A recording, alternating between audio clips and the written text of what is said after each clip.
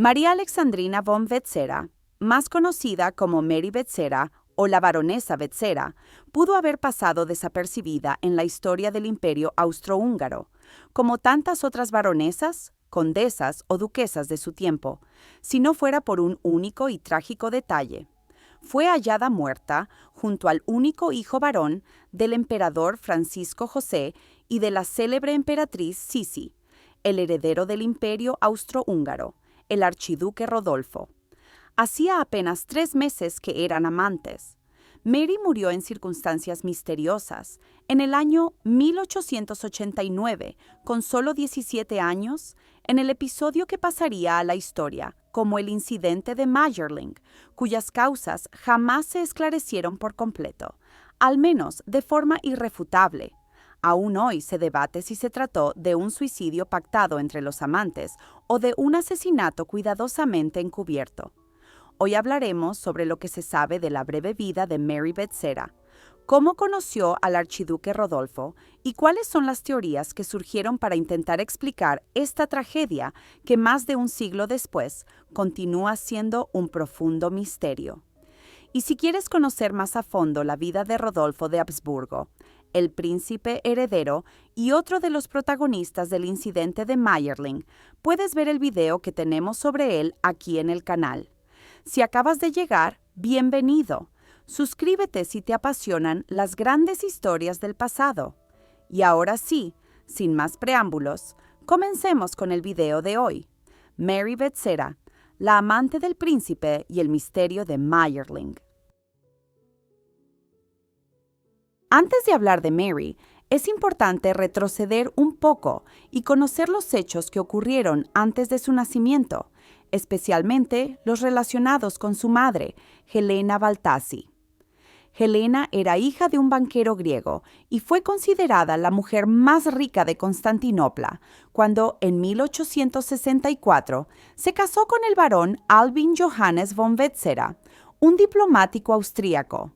El matrimonio Wetzera-Baltasi residía en Viena. Helena era 22 años más joven que su esposo y una mujer extremadamente ambiciosa. Aquel enlace no fue por amor, sino por interés. Entre ellos hubo de todo, menos cariño. Tuvieron 4 hijos a lo largo de su unión. El mayor, Ladislao, nacido en 1865. Johanna, en 1868. Mary, en 1871. Y Francis Albin, en 1872. Las ambiciones de Helena estaban totalmente centradas en elevar la posición social de su familia. Poco a poco logró ingresar al círculo de la reina María de Nápoles, hermana de la emperatriz Sisi. De naturaleza alegre y extrovertida, organizaba fiestas, cenas y bailes en su casa con la esperanza de atraer a los miembros más distinguidos de la corte austríaca. Y lo consiguió. Helena terminó formando parte de los más selectos círculos de la monarquía y la diplomacia internacional.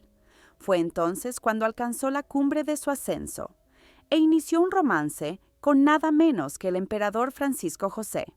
Se cree que Mary Wetzera pudo haber sido fruto de esa relación secreta, ya que nació en Viena el 19 de marzo de 1871, justo cuando su padre, el barón Wetzera, pasaba largos meses fuera por motivos diplomáticos.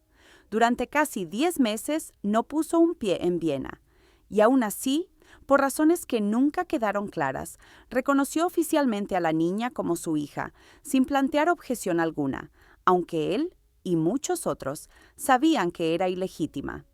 Hasta hoy, nadie sabe con certeza quién fue el verdadero padre biológico de Mary.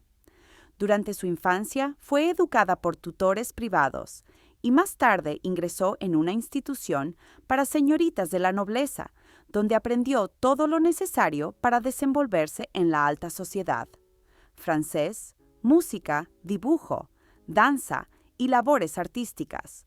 Era evidente que su madre la estaba preparando para un matrimonio ventajoso, que les permitiera a ambas escalar en la rígida estructura social de Viena. La propia Mary confesó años después que su madre nunca la quiso realmente. La trataba como un objeto, una herramienta para obtener beneficios. Hacia el año 1877, Elena Vetsera comenzó a insinuarse, y con éxito, ante el hijo del emperador Francisco José, el príncipe heredero Rodolfo, 11 años menor que ella. Entre ambos surgió un breve romance, cuando él tenía apenas 19 años y aún no se había casado. Desde entonces, Mary, la hija de Elena, comenzó a interesarse profundamente en Rodolfo, quien años antes había tenido cercanía con su propia madre. Era apenas una preadolescente, pero coleccionaba fotografías, recortes de periódicos y cualquier cosa relacionada con el príncipe. Con el tiempo, aquella fascinación solo creció, y pronto se convirtió en un cariño intenso y absoluto que todos en la casa Vetsera conocían. Mary solía decir que nadie, jamás, lo apreciaría tanto como ella. El 8 de diciembre de 1881, un terrible accidente afectó a la familia Vetsera. Un incendio se produjo en el famoso Teatro Ring de Viena, con capacidad para 1.700 personas.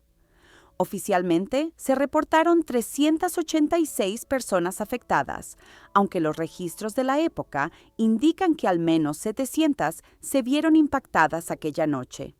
Entre ellas se encontraba Ladislao, el hermano mayor de Mary, de tan solo 16 años.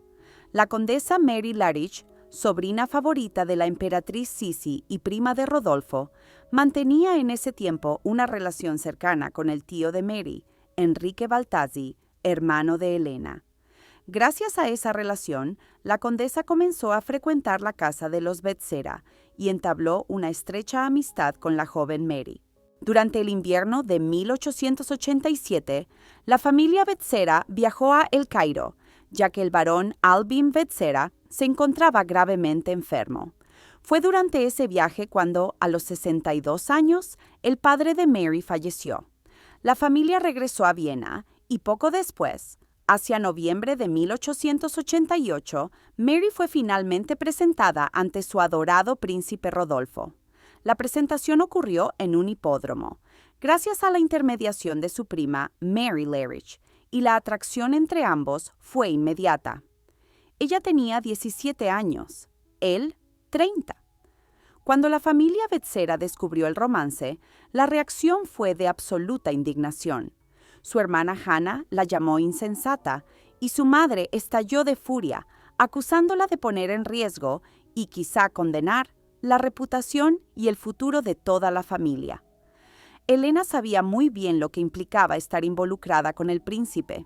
Ella misma había vivido algo parecido años atrás, pero entendía que lo de su hija no era un juego ni una aventura, sino una ilusión romántica, una fantasía imposible. Mary soñaba con un cuento de hadas, mientras su madre sabía que aquello solo podía terminar en tragedia. El príncipe Rodolfo, heredero del Imperio Austrohúngaro, había nacido el 21 de agosto de 1858 en medio de una euforia nacional. Su llegada fue celebrada en todo el imperio con salvas de cañón, fuegos artificiales, valses y desbordante alegría. Sin embargo, el niño pronto reveló una naturaleza frágil y sensible. Estaba profundamente unido a su madre, pero esa relación fue cortada desde su nacimiento por orden de su abuela, la archiduquesa Sofía, quien consideraba que el heredero debía ser educado por tutores escogidos por la casa real. El primero de ellos sometió al pequeño Rodolfo, que apenas tenía 6 años, a un régimen inhumano: exposición al frío extremo, ruidos ensordecedores, interminables horas de ejercicios físicos, noches sin dormir y una disciplina férrea e implacable. La emperatriz Isabel, al ver cómo aquel método brutal estaba destruyendo la salud física y mental de su hijo, decidió intervenir personalmente en su educación. Buscó para él profesores con formación humanista, más acordes con la naturaleza del joven príncipe. Sin embargo, los daños ya estaban hechos. Rodolfo creció frágil, traumatizado y profundamente melancólico.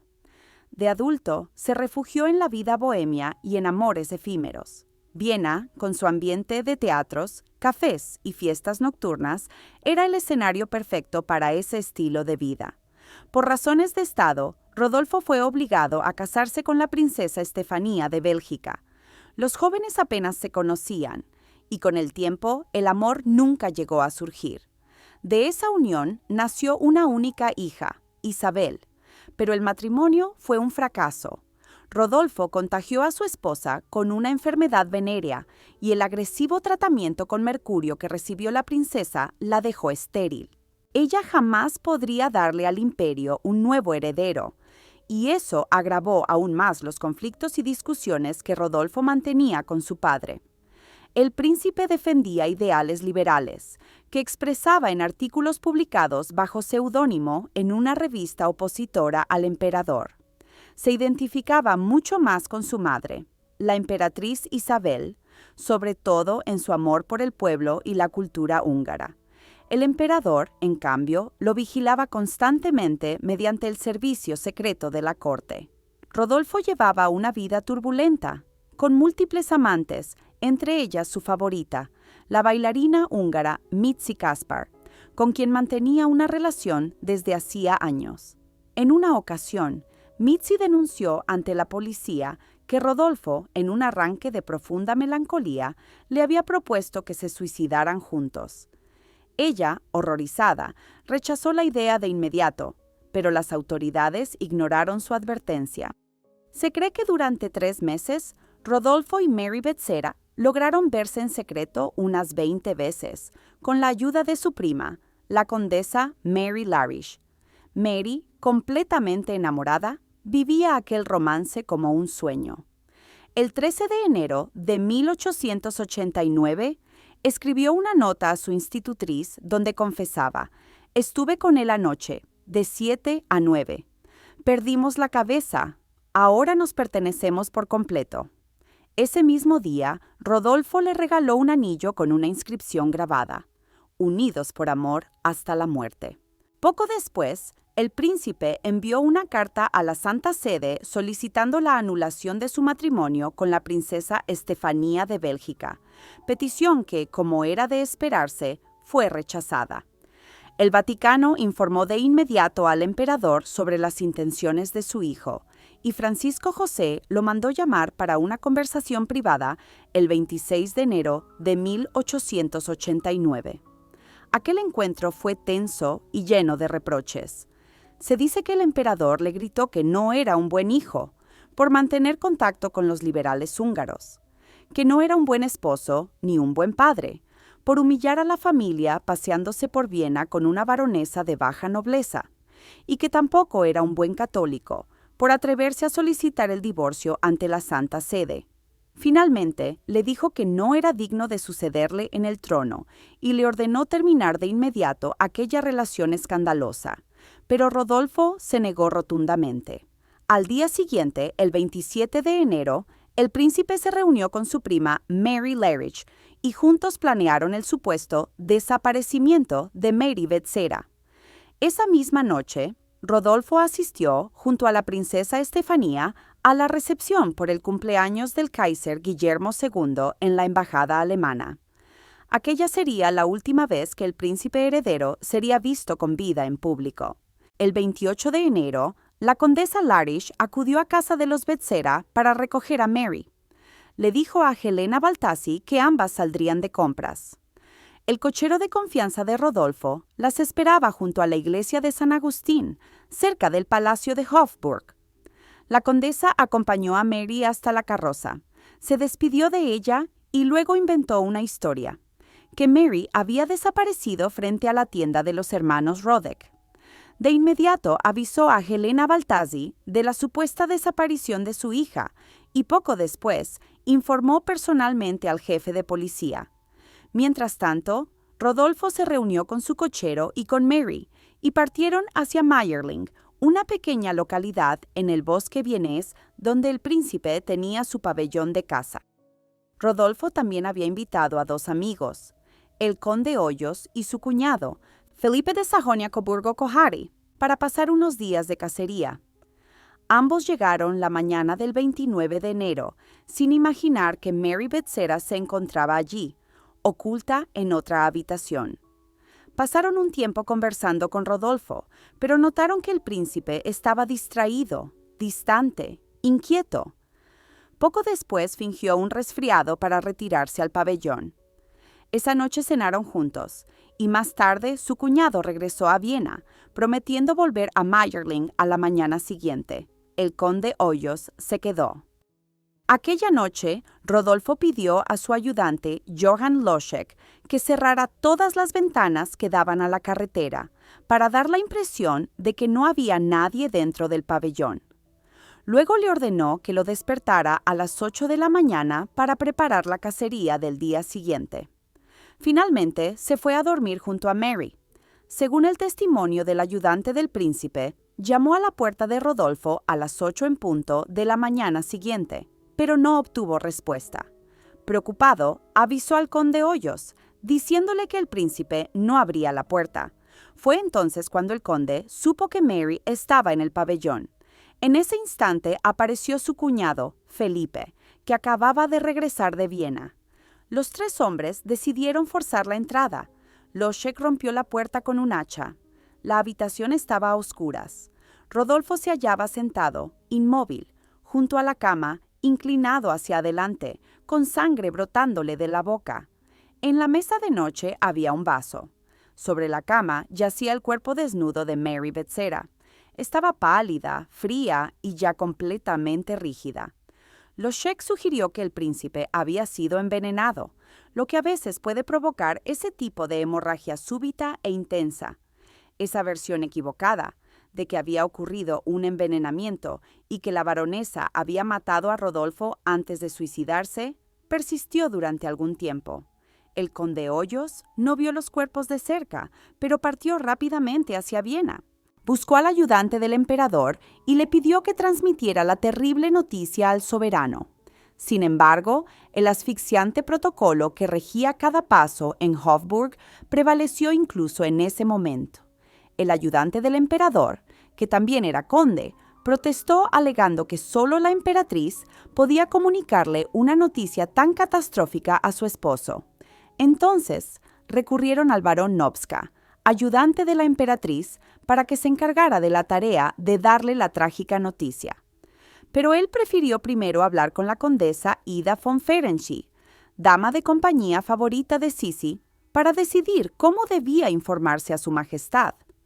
Isabel estaba tomando su clase de griego cuando Ida, muy pálida, anunció que el barón tenía noticias urgentes que comunicar.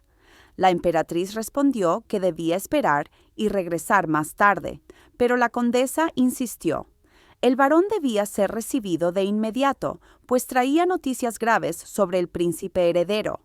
Este relato proviene de las propias memorias de la condesa Ferenczy.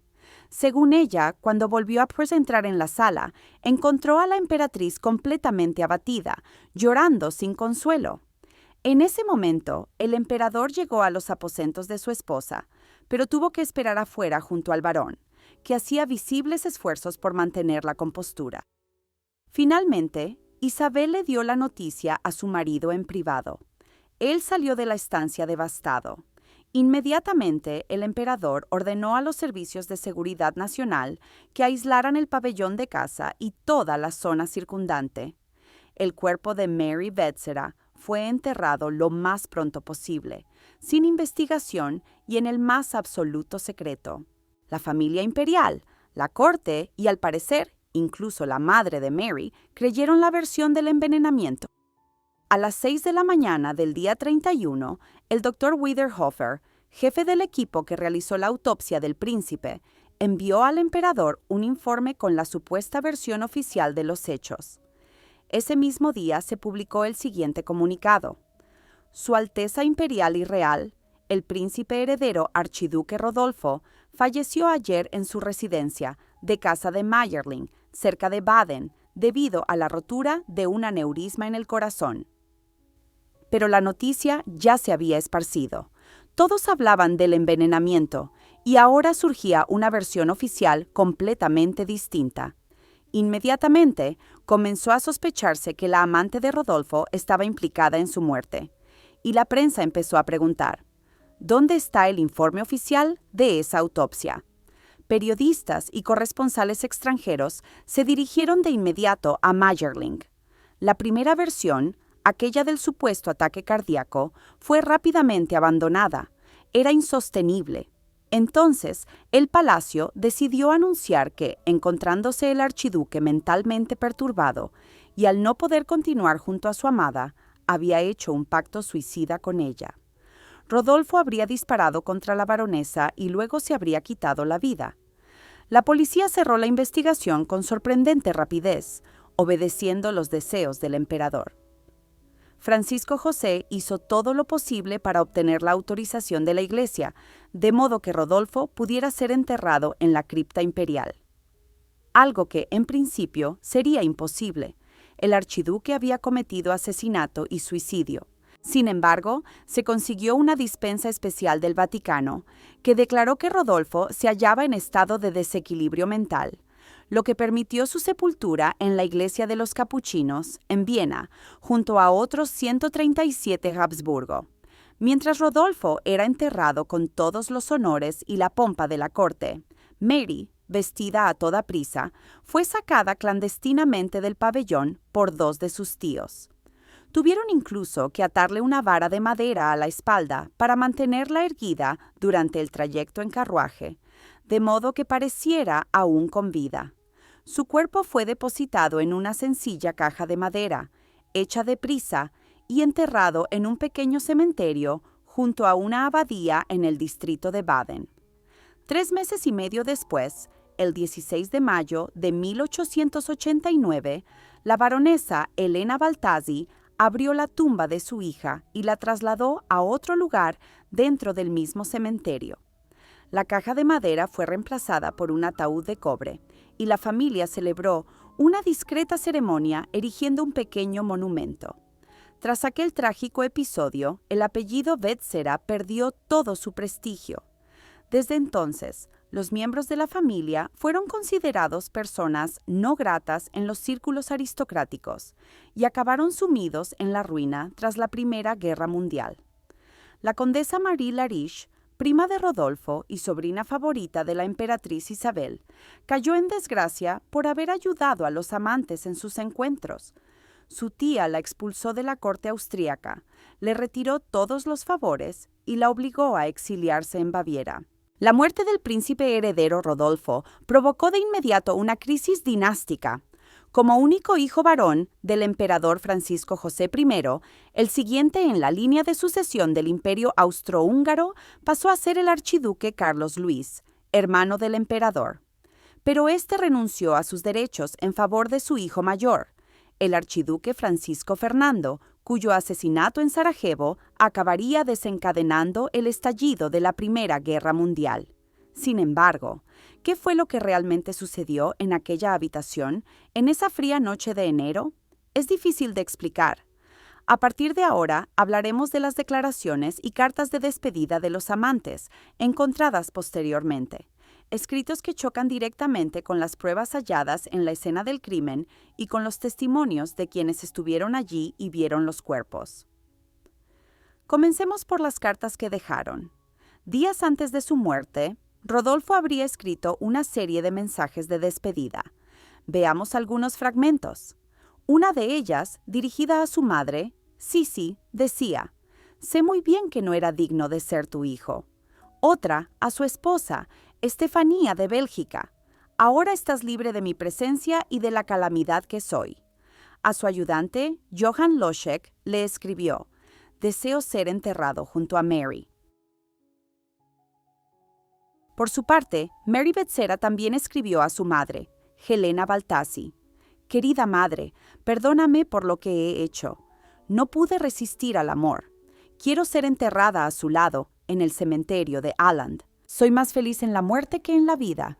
Tu Mary». Otras 2 cartas, dirigidas a sus hermanos Johanna y Franz Albin, decían lo siguiente: «Querida hermana, partimos con alegría hacia una nueva vida más allá de la tumba. Piensa en mí de vez en cuando. Y no te cases si no es por amor. Yo no he podido hacerlo, y como no puedo resistirme a mi amado, me voy con él. Adiós, querido hermano. Seguiré velando por ti desde el otro mundo. Te amo con ternura. En el protocolo de autopsia realizado sobre el cuerpo del príncipe, firmado por el Dr. Hoffman el 1 de febrero de 1888-9, se afirma brevemente que la bóveda craneana estaba fracturada. Al día siguiente, el propio doctor corrigió su informe, diciendo que la bala había entrado por la sien izquierda y salido por la derecha, dejando una herida poco visible. Si tenemos en cuenta que Rodolfo era diestro, resulta muy extraño que se haya disparado en la sien izquierda usando la mano derecha.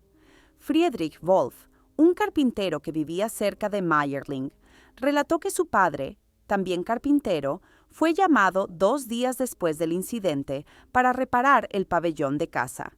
Dijo que la habitación parecía el escenario de una auténtica batalla, muebles destrozados, agujeros de bala y manchas de sangre por todas partes.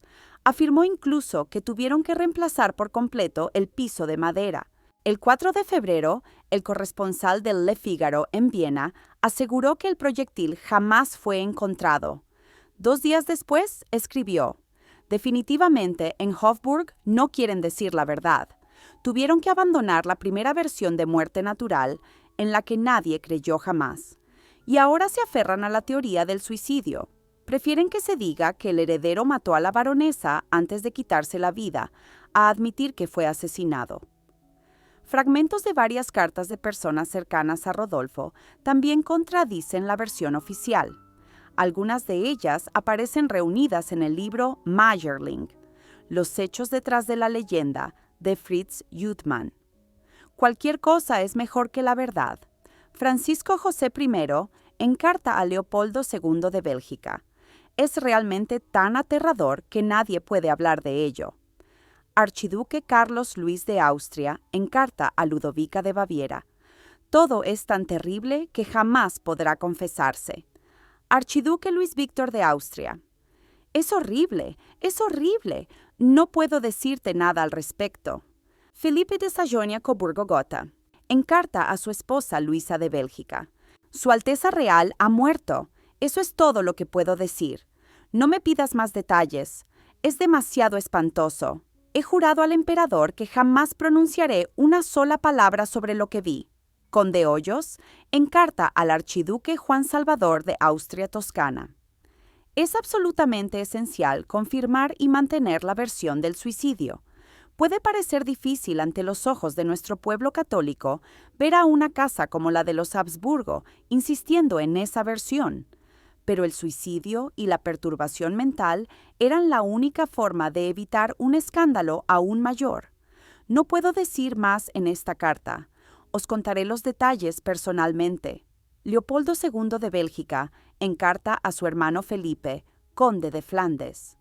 El embajador alemán informó a Bismarck que el revólver encontrado junto a la cama del príncipe, un modelo Bulldog, no le pertenecía y que los 6 cartuchos habían sido disparados, y el 11 de marzo de 1983, la exemperatriz Zita declaró en una entrevista: se han escrito muchas leyendas. Lo que se ha dicho no pasa de sospechas e hipótesis. La verdad es que el príncipe Rodolfo fue asesinado y que aquel asesinato fue político.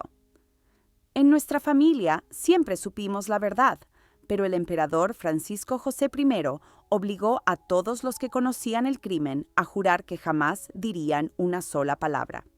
En caso de que se tratara de un asesinato político, algunos investigadores formularon teorías muy convincentes sobre las muertes, y existen 2 hechos especialmente relevantes. El primero sostiene que el crimen fue ejecutado por el propio servicio secreto austríaco, en colaboración con los alemanes.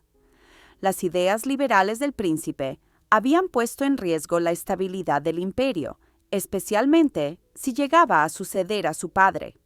Además, Rodolfo había mantenido contacto con nacionalistas húngaros, lo que aumentaba las sospechas sobre él. Según esta teoría, el propio emperador Francisco José habría ordenado el asesinato de su hijo. La segunda hipótesis afirma que Rodolfo fue víctima de una trampa organizada por los servicios secretos franceses. Estos se habrían visto obligados a silenciarlo después de que el archiduque se arrepintiera de haber pactado con ellos para traicionar a su padre y ocupar el trono, con el fin de aislar a Alemania. En ambos casos, Mary Bethsera simplemente habría estado en el lugar equivocado, en el momento equivocado. También surgieron otras teorías menos sólidas, pero muy comentadas. Una de ellas dice que Mary estaba embarazada y murió tras practicarse un aborto, y que Rodolfo, desesperado al verla sin vida, se quitó la suya de un disparo. Otra versión asegura que ambos decidieron morir juntos tras descubrir que eran hermanos, pues Mary sería hija de un romance entre la baronesa Elena Baltazzi y el propio emperador Francisco José I. Johann Loschek, el ayuda de cámara de Rodolfo, fue el testigo más directo de todo lo ocurrido, desde la llegada del joven príncipe y su amante a Mayerling hasta el hallazgo de los cuerpos. Declaró que, alrededor de las 6 de la mañana, escuchó voces y luego varios disparos. Atemorizado, no se atrevió a moverse. Más tarde, reunió el valor para ir a buscarlos. Al forzar la puerta, encontró los cadáveres del príncipe y la baronesa recostados en la cama. El cuerpo de Rodolfo aún estaba tibio. El de Mary, en cambio, llevaba muerta al menos una hora. Sin embargo, después ofreció otra versión completamente distinta. Aseguró que Rodolfo había ido a su habitación a las 6:30 de la mañana, pidiéndole que lo despertara una hora después, antes de regresar al dormitorio. Finalmente, Loschek se limitó a confirmar la versión oficial, que Rodolfo había matado a Mary y luego se había suicidado. Teorías hay para todos los gustos. Pero lo cierto es que varios testigos afirmaron que, además del disparo en la cabeza, el príncipe presentaba múltiples heridas y cortes visibles, e incluso que su mano derecha había sido cercenada con un golpe de sable, algo que intentaron disimular durante el velorio con un grueso guante. Por último, debo decir que aún faltan muchas piezas en este rompecabezas, y probablemente nunca logremos completarlo para saber qué ocurrió realmente aquella noche. Pero hay algo de lo que sí estoy segura. Mientras el cuerpo de Rodolfo reposa en paz desde hace 136 años en la cripta imperial de los capuchinos, el de Mary Bethsera ha vivido una auténtica odisea. En 1946, las tropas soviéticas de ocupación abrieron el ataúd de la baronesa después de que una bomba destruyera la losa de granito que cubría su tumba. Aparentemente, buscaban robar sus joyas. En 1959, sus restos fueron inspeccionados nuevamente. Un médico examinó cuidadosamente el cráneo y otros huesos en busca de orificios de bala, pero declaró no haber encontrado ninguna evidencia. Ya en 1991, los restos de Mary Bethsera fueron exhumados otra vez, esta vez por un empresario inmobiliario obsesionado con el caso. Sustrajo los huesos clandestinamente de la tumba y pagó por un examen privado.